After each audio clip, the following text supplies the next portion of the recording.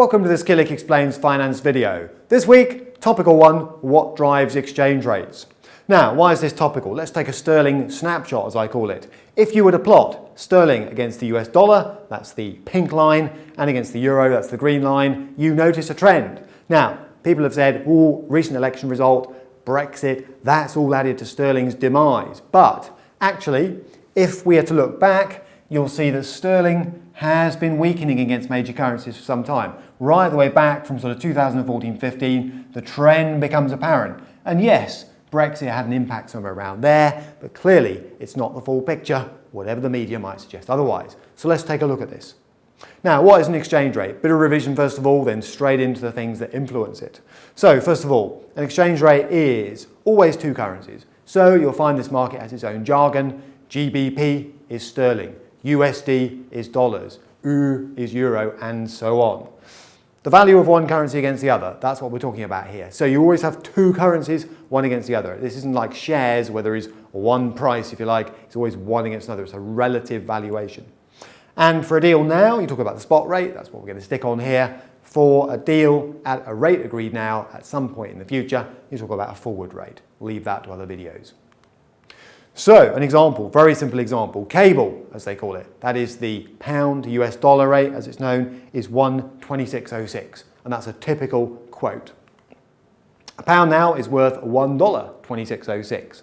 So, the price at which you can buy and sell will vary slightly, there'll be a spread around that, but essentially, from here, that pound could strengthen and buy more dollars, or as we've seen recently, weaken and buy fewer. So what's underpinning that sort of movement? Now, interest rates are absolutely key and always have been. Inflation and interest rate policy. So, very quick reminder here, interest rate expectations are vital. The market tries to second guess what central banks will do and money moves accordingly. So international investors want to earn returns on their cash deposits in multiple currencies, if you like. So currencies with higher interest rates or the expectation of higher interest rates will tend to attract money. Those with falling interest rates will tend to not attract money. That's how it works. So central bank policy and PR is absolutely vital. People trying to second guess in the currency markets what central banks will do next all the time. Now then, in simple terms therefore, if UK interest rates at the time this video was shot are 0.25% and not thought to be moving up very quickly, whereas in the US you've got rates going through a rising cycle up to more like 1%, 1.25% when this video was shot. That's quite a big interest rate differential in absolute terms, and the expectations are different in both countries. So naturally, investors will want dollars more than sterling, and we've seen that with the dollar strengthening against sterling. So don't forget, with all the Brexit talk, the election talk, that is a key factor.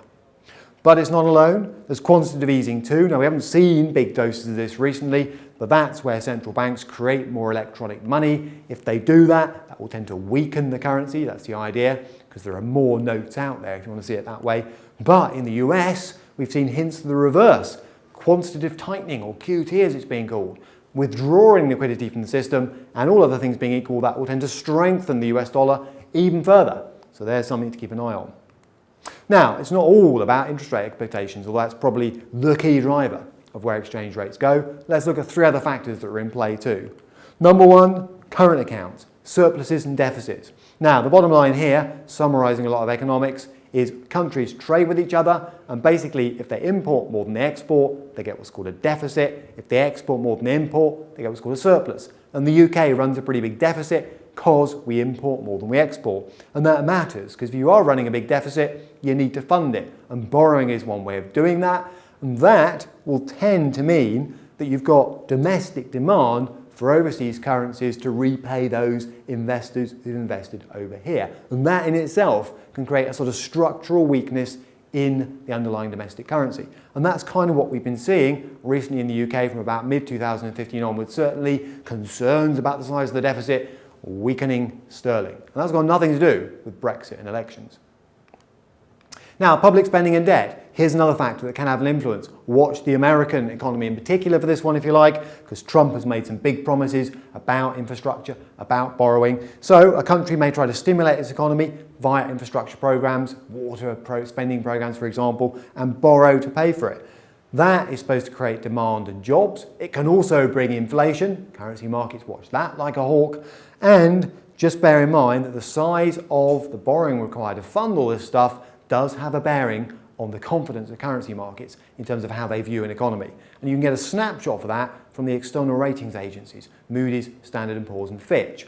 And over in the UK, despite the fact the government's been on something of an austerity drive, or at least that's the PR spin, trying to make sure they reduce spending, if you like, nonetheless, Moody's took a view recently that they were going to downgrade the UK, so that's a space to watch. Nervousness around perhaps the path of the next 2 years and so on. And also, the closer election result, can the government stick to its austerity pledges? Now, finally, confidence. This is important. The currency markets are deep, very liquid. Lots of trades are done, so they are a kind of bellwether for the country's economy. All right? And basically, a strong, stable country will tend to have a strong currency, and the reverse is true. And political and economic uncertainty can certainly influence currencies in the short term. And we have seen some of this. Currency markets marked sterling down after the Brexit result, the referendum result, if you like. A close general election has added to the uncertainty. So sterling will continue to some extent to bobble around, reflecting what people think will happen over the next 2 years or so. But don't get obsessed by it. It's not the full picture, as I've clearly just shown. So there you have it. Lots of ground covered. Any questions? Editor@killik.com, and to see other currency videos, killik.com/learn and click the currencies tab.